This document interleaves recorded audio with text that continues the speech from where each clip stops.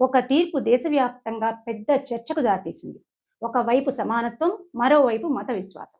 ఇప్పుడు అదే విషయం మళ్ళీ కోర్టు ముందు ఉంది. అసలు 2018లో ఏం జరిగింది? ఆ తీర్పు ఎందుకలా వచ్చింది? ఇప్పుడు ప్రభుత్వం తరపున వాదనలేంటి? ఈ వీడియోని ఎండ్ వరకు స్కిప్ కాకుండా చూడండి. మీకు తెలియని ఎన్నో విషయాలు మీరు తెలుసుకోగలుగుతారు. కోర్టులో కేసు నడుస్తున్నప్పుడు దానిపైన వాదోపవాదాలు విన్న తర్వాత దానిపైన కోర్టు తీర్పు వెలువరిస్తుంది. దానిలో ఎవరి జోక్యం కూడా ఉండకూడదు. కానీ ఏం జరుగుతుందో తెలుసుకునే హక్కు ప్రతి ఒక్కరికి ఉంటుంది. కాబట్టి ఇక్కడ మన అభిప్రాయాలు కావు, జరిగే విషయాలు మాత్రం తెలుసుకుందాం. ఇక విషయానికి వద్దాం. కేరళలో శబరిమల ఆలయం ఉంది. ఇది తెలియని వారు ఉండరు. ఇక్కడ చాలా కాలం నుండి ఒక ఆచారం ఉంది. అదేంటంటే 10 సంవత్సరాల నుంచి 50 సంవత్సరాల వయసున్న మహిళలకు ఆలయంలో ప్రవేశం ఉండదు. ఆ ఆచారం ఎందుకంటే ఆ ఆలయంలో కొలువై ఉన్నటువంటి దేవుడు అయ్యప్ప స్వామి. ఆయన నైష్ఠిక బ్రహ్మచారి. అందుకే ఆ నియమం అమల్లో ఉంది. ఈ విషయాన్ని సవాల్ చేస్తూ Indian young lawyers association case వేసింది. ఆ కేసులో సుప్రీంకోర్ట్ ఆఫ్ ఇండియా తీర్పు ఇవ్వడం జరిగింది. ఈ తీర్పు ఇచ్చినప్పుడు అది 5 న్యాయమూర్తులతో కూడినటువంటి ధర్మాసనం. వారిలో 4 న్యాయమూర్తులు ఒక విధంగా, ఒక న్యాయమూర్తి మరో విధంగా అభిప్రాయాలు వ్యక్తం చేశారు. మెజారిటీ కోర్టు ఏమనిందంటే మహిళలకు వయస్సు ఆధారంగా ఆలయంలోకి అనుమతించకపోవడం అనేది లింగ వివక్షత అవుతుంది. మన రాజ్యాంగం అందరికీ సమానత్వాన్ని ఇస్తుంది. ఆర్టికల్ 14 ప్రకారం అందరూ సమానమే.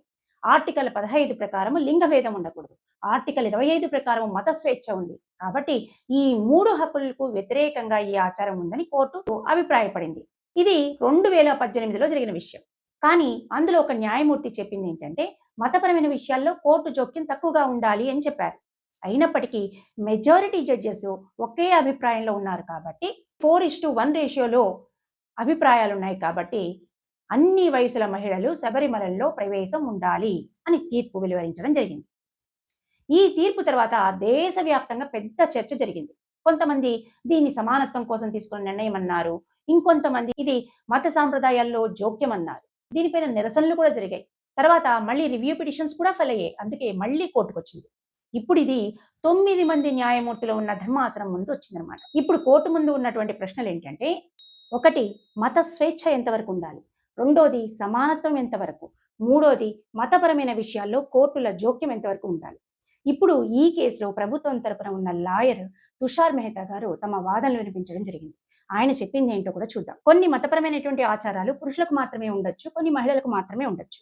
కాబట్టి ఇది లింగ వివక్ష కాదు అన్నారు. అంటే మన రాజ్యాంగంలో ఆర్టికల్ 15 ప్రకారము లింగ వివక్ష ఉండకూడదు అన్న దానికి ఇది విరుద్ధం కాదు అన్నది ఆయన వాదన. అంటే ఇది కేవలం విశ్వాసం ఆధారంగా ఉండే ఆచారం మాత్రమే అని చెప్పుకొచ్చారు. అంటే కొన్ని ఆలయాల్లో పురుషులకు మాత్రమే అనుమతి ఉండొచ్చు, కొన్ని ఆలయాల్లో స్త్రీలకు మాత్రమే అనుమతి ఉండొచ్చు అంటూ ఉదాహరణలు కూడా చెప్పుకొచ్చారు. అవి ఏంటో కూడా చూద్దాం. అట్టుకల్ దేవి ఆలయం. కేరళలోని తిరువనంతపురంలో ఉన్న అట్టుకల్ భగవతి ఆలయము అత్యంత ప్రసిద్ధమైన పుణ్యక్షేత్రం. ఇక్కడ అమ్మవారు భద్రకాళి రూపంలో కొలువై ఉన్నారు. ఆమెను రక్షించే శక్తిగా భావిస్తారు. ఇది స్త్రీల శబరిమలగా కూడా ప్రసిద్ధి చెందింది. ఈ ఆలయంలో జరిగే అట్టుకల్ పొంగల్ ప్రపంచంలోని అతిపెద్ద మహిళా భక్తుల సమావేశంగా గిన్నిస్ రికార్డు సృష్టించింది. ఒకప్పుడు ఒక ముసలి మహిళకు అమ్మవారు బాలిక రూపంలో దర్శనమిచ్చి తనకు ఇక్కడ ఆలయం నిర్మించమని కోరారని, అలా ఈ ప్రదేశంలో ఆలయం వెలసిందని స్థల పురాణం చెబుతుంది. అట్టుకల్ పొంగల్ అనేది 10 రోజుల పాటు జరిగే ఉత్సవం. 9వ రోజున లక్షలాది మంది మహిళలు భగవతి దేవికి పొంగలి వండి నైవేద్యం సమర్పిస్తారు. దేవికి నైవేద్యం పెట్టడం ద్వారా కుటుంబానికి, ముఖ్యంగా భర్తకు ఆయురారోగ్యాలు కలుగుతాయని భక్తుల విశ్వాసం. ఇక్కడ పూజా కార్యక్రమాల్లో అధిక శాతం మహిళలే పాల్గొంటారు. అందుకే దీనిని స్త్రీల శబరిమలగా పేర్కొంటారు. 2వది చెక్కులత్తుకావు ఆలయం. కేరళలోని ఆలప్పుజ జిల్లా నీరెట్టుపురం వద్ద ఉన్న చెక్కులత్తుకావు శ్రీ భగవతి ఆలయం 3000 ఏళ్ల చరిత్ర కలిగిన ప్రసిద్ధ వనదుర్గా కేంద్రంగా చెప్తారు. 8 చేతులతో ఉన్న వనదుర్గాదేవిని ఇక్కడ ఆరాధిస్తారు. దేవి భాగవతంలో పేర్కొన్న శంభు నిశుంభుల సంహారంతో ఈ క్షేత్రానికి సంబంధం ఉందని నమ్ముతారు.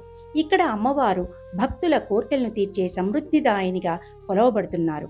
శంభు నిశుంభులనే రాక్షసులను అంతం చేయడానికి పార్వతీదేవి వనదుర్గగా అవతరించిందని పురాణాలు చెబుతున్నాయి. ఆ దుర్గాదేవి చైతన్య రూపమే ఈ క్షేత్రంలో ఉన్నట్టు నమ్ముతారు. చెక్కులత్తుకావు పొంగల ఇక్కడ అత్యంత ప్రసిద్ధ ఉత్సవం.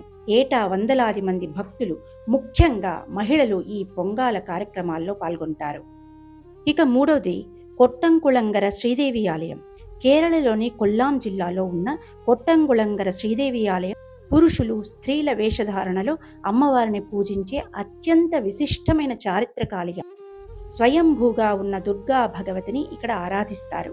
పైకప్పు లేని ఈ ఆలయం వెనక ఆసక్తికరమైన పురాణ కథలు కూడా ఉన్నాయి. ఇక్కడ దేవీ విగ్రహం స్వయంభూగా వెలసిందని నమ్మకం. పూర్వం కొంతమంది పశువుల కాపరులు ఆ ప్రదేశంలో కొబ్బరికాయను ఒక రాయిపై పగలగొట్టబోగా ఆ రాయి నుండి రక్తం చుక్కల కారణం గమనించారంట. ఈ విషయాన్ని పెద్దవారి దగ్గర చెప్పడంతో అక్కడ దైవశక్తి ఉందని గుర్తించి ఆ రాయి చుట్టూ గుడి కట్టారు. ఒకప్పుడు పశువుల కాపరులు చీరలు ధరించి ఆ రాయికి పూజలు చేయడం ప్రారంభించారు. ఆ ఆచారమే ఇప్పటికీ కొనసాగుతోంది. మార్చి, ఏప్రిల్ నెలల్లో జరిగే ఉత్సవంలో పురుషులు స్త్రీల దుస్తులు, నగలు ధరించి సాంప్రదాయ దీపాలను పట్టుకొని అమ్మవారిని దర్శించుకుంటారు. ఇది వారి కోరికలను తీరుస్తుందన్న నమ్మకం. 4వది పుష్కర బ్రహ్మ ఆలయం. రాజస్థాన్లో అజ్మీర్కి సమీపంలో ఉన్న పుష్కర బ్రహ్మ ఆలయం ప్రపంచంలోనే అత్యంత ప్రసిద్ధమైన మరియు అరుదైన బ్రహ్మదేవుని ఆలయం. ఇది సుమారు 2000 సంవత్సరాల చరిత్ర కలిగి ఉంది. బ్రహ్మదేవుడు ఇక్కడ యజ్ఞం చేశారని, అందుకే ఆ ప్రదేశం అత్యంత పవిత్రమైనదిగా చెప్తారు. బ్రహ్మదేవుడు తన భార్య సావిత్రి లేకుండానే యజ్ఞం చేయడం వల్ల సావిత్రి కోపంతో అతనికి పుష్కర్లో తప్ప ప్రపంచంలో మరెక్కడా పూజలు జరగకూడదని శపించిందని పురాణాలు చెబుతాయి. ఇక్కడ గర్భగుడిలోకి వివాహితులైన పురుషులకు ప్రవేశం ఉండదు. ఈ నియమం ముఖ్యంగా కార్తీక పూర్ణిమ సమయంలో జరిగే ఉత్సవాల్లో చాలా కఠినంగా అమలు చేయబడతాయి. ఇక్కడ వివాహాలు కూడా జరగవు. 5వది కామాఖ్య ఆలయం. ఇది అస్సాం రాష్ట్రంలో గౌహతిలోని నీలాచల పర్వతంపై ఉన్న కామాఖ్యదేవి ఆలయం. ఇది ముఖ్యమైన శక్తి పీఠాలలో ఒకటి. ఇది స్త్రీ శక్తికి, తాంత్రిక పూజలకు ప్రసిద్ధి చెందిన పుణ్యక్షేత్రం. ఇక్కడ కామాఖ్య అమ్మవారు కోరికలను తీర్చే తల్లిగా భక్తులచే పూజించబడతారు. ఇక్కడ కూడా ప్రత్యేకమైన ఆచారాలుంటాయి. ఇలా ఇన్ని ఉదాహరణలు ఇచ్చాయని చెప్పింది ఏంటంటే, మతపరమైన ఆచారాలు ప్రతి చోట వేరువేరుగా ఉంటాయి. అవి మేల్ సెంట్రిక్ లేదా ఫీమేల్ సెంట్రిక్ గా కనిపించినా కూడా అవి అసలు వివక్ష కాదు, కేవలం ఫెయిత్ ఆధారంగా మాత్రమే ఉన్నవి అని చెప్పుకొచ్చారు. అంటే ఆయన ఆర్గ్యుమెంట్లో సారాంశం ఏంటంటే, ఈ ఆచారము మహిళలను తక్కువ చేయడానికి కాదు, ఒక ప్రత్యేకమైన మత విశ్వాసం కారణంగానే ఏర్పడినవి అనేది ఆయన భావన. ఇక్కడ అందరూ గమనించాల్సింది ఏంటంటే, ఒకవైపు కోర్టు ఆల్రెడీ ఇచ్చిన తీర్పు, కోర్టు సమానత్వం ముఖ్యము, మహిళలకు కూడా హక్కు ఉంది అన్నది. రెండో వైపు ప్రభుత్వం చెప్పేది మత విశ్వాసాలు, సాంప్రదాయాలకు కూడా గౌరవించాలి అన్నది. ఇప్పుడు ఈ రెండిటి మధ్య బ్యాలెన్స్ ఎలా జరగాలి అన్నది కోర్టు ముందు ఉన్న ప్రశ్న. సో కోర్టు తీర్పు వచ్చే వరకు మనం వేచి చూడాల్సిందే. ఈ వీడియో పైన మీ అభిప్రాయాన్ని కింద కమెంట్ బాక్స్లో చెప్పండి. ఈ వీడియో కనుక మీకు నచ్చినట్లయితే తప్పకుండా లైక్ చేయండి, షేర్ చేయండి. మా ఛానల్ని ఫస్ట్ టైం చూస్తున్నట్లయితే సబ్స్క్రైబ్ చేసుకోవడం మాత్రం మర్చిపోవద్దు. మన ఛానల్లో వచ్చే ప్రతి వీడియో మీ దాకా రీచ్ అవ్వాలి అంటే పక్కనున్న బెల్ ఐకాన్ని ప్రెస్ చేసి పెట్టుకోండి. ఛానల్లో వచ్చేటువంటి ప్రతి వీడియోని మీరు ఈజీగా చూడగలుగుతారు.